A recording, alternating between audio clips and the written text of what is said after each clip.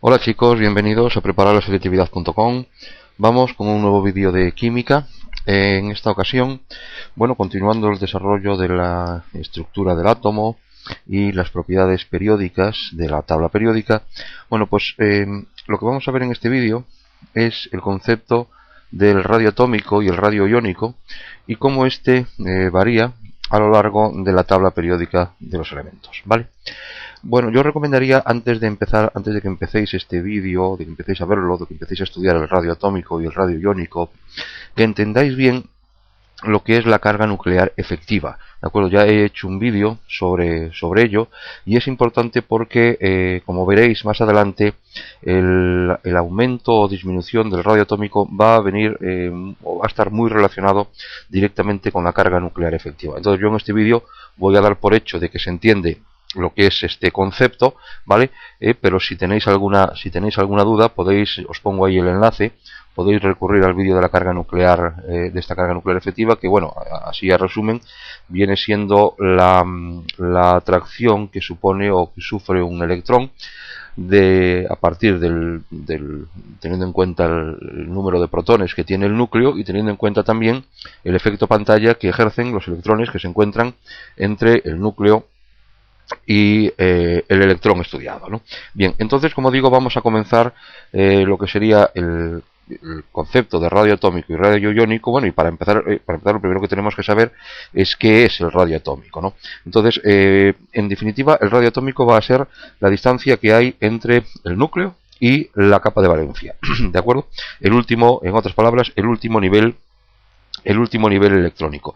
Se suele también indicar como radio atómico a la mitad de la distancia que hay entre los dos núcleos de átomos cuando los dos átomos se encuentran unidos. Es decir, cogemos la distancia de un núcleo de uno de los átomos al otro núcleo del otro átomo, dividimos por dos y ese sería también lo que se entiende por radio atómico. Y todo esto, evidentemente, cuando el elemento se encuentra en estado sólido, ¿vale?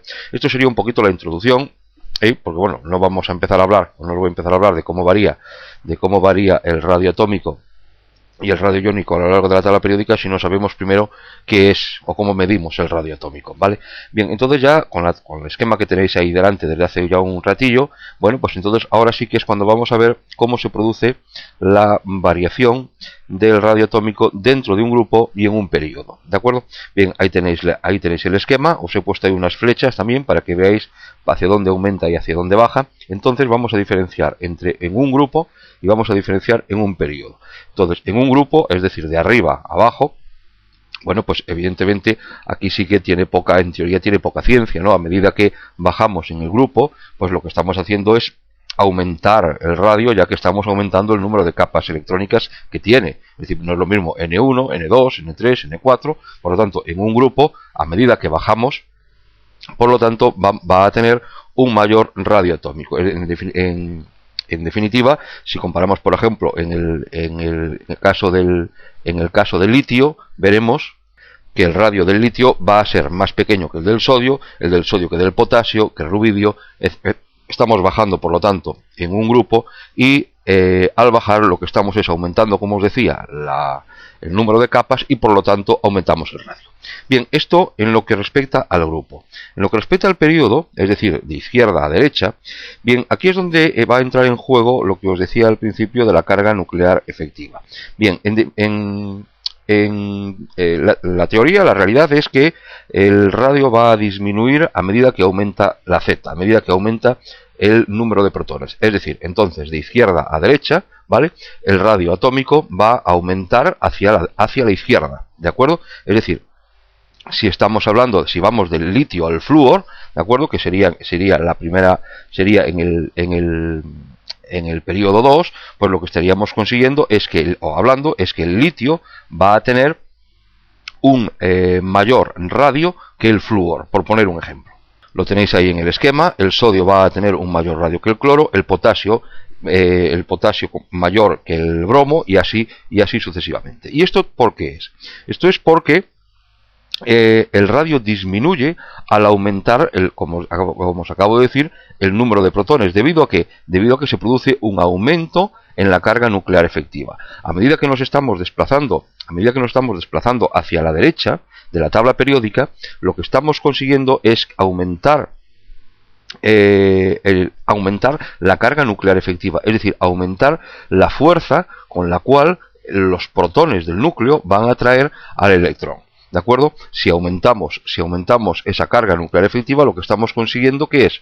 Lo que estamos consiguiendo es, lógicamente, disminuir el radio. Esta, de alguna manera, disminuye el efecto pantalla y, por lo tanto, el radio va a ser mayor.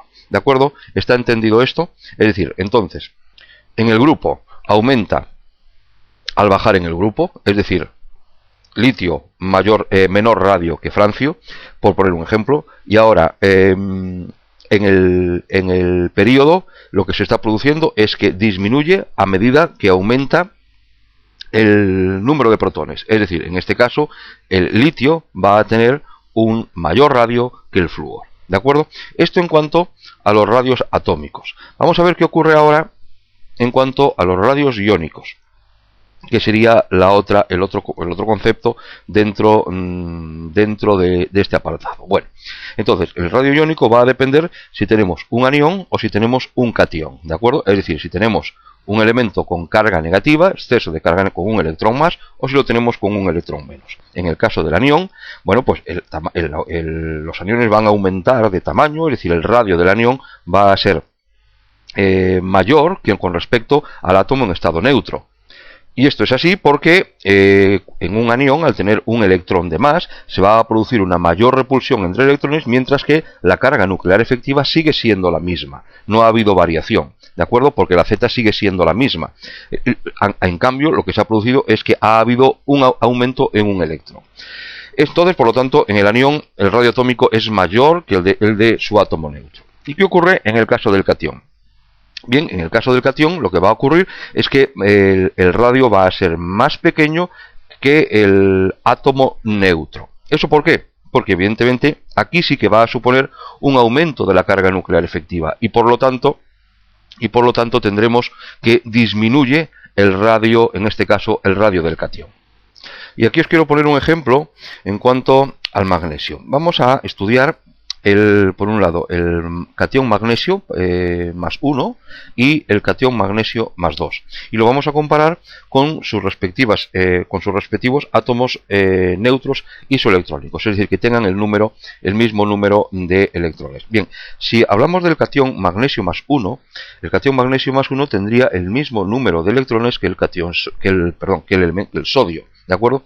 ¿Y cómo sería el radio de ambos? Bueno, pues, o cómo sería, mejor dicho, la carga nuclear efectiva de cada uno. Bueno, pues sería prácticamente la misma. Es decir, cuando hablamos del catión magnesio más 1 y del Na y del elemento sodio serían prácticamente el mismo. Ahora, ¿qué ocurriría si comparamos el magnesio más 2 con el neón, que sería el equivalente en número de electrones? La carga nuclear efectiva en el caso del magnesio más 2 sería mucho mayor que la del neón. Por lo tanto, ¿qué supone esto? Supone que si queremos comparar los radios del catión magnesio más 2 y la del neón, estaríamos hablando de que el magnesio más 2 tiene un radio mucho más pequeño que el neón. ¿Por qué?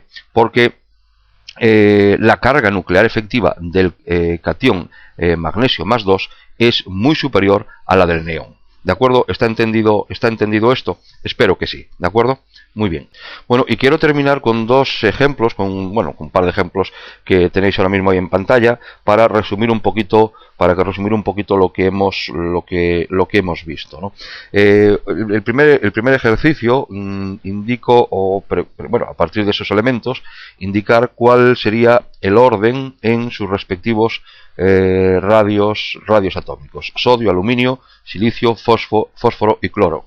Bien, pues si los queremos ordenar de más pequeño a mayor, bueno, pues fijaos que el cloro es, en la tabla periódica, el que se encuentra más a la derecha, el halógeno que se encuentra a la derecha, es decir, S2P5. Pues evidentemente el cloro va a ser más pequeño, y a partir de ahí pues todos: fósforo, silicio, aluminio, y el sodio, que es el que se encuentra a la izquierda, acordaos que va a ser el más grande. ¿Por qué? Porque el tamaño del radio va de izquierda, aumenta de izquierda a derecha. Y en el otro ejercicio tenéis dos cationes, el sodio más y el aluminio más 3. Puedo preguntar cuál es el que tiene mayor radio, en este caso radio iónico. Bien, pues aquí lo único que tenemos que fijarnos, bueno, también nos tenemos que fijar en el anterior, en el efecto pantalla, pero aquí el efecto pantalla, o sea, la carga nuclear efectiva, dicho de otro modo, va a aumentar mucho más en el aluminio 3 más en comparación con el sodio más. Por lo tanto, al aumentar la carga nuclear efectiva, lo que estamos consiguiendo es que la atracción es mayor y por lo tanto el radio del catión aluminio más 3 es más pequeño. ¿Cuál es mayor? Por lo tanto, el radio iónico del sodio, del catión sodio, es mayor que el del aluminio 3 más. ¿De acuerdo? Bien, pues este es entonces el vídeo sobre el radio atómico y el radio iónico. Espero que lo hayáis entendido. Si tenéis alguna duda me la comentáis. La intento resolver. Como siempre, gracias por ver los vídeos y gracias por estar ahí.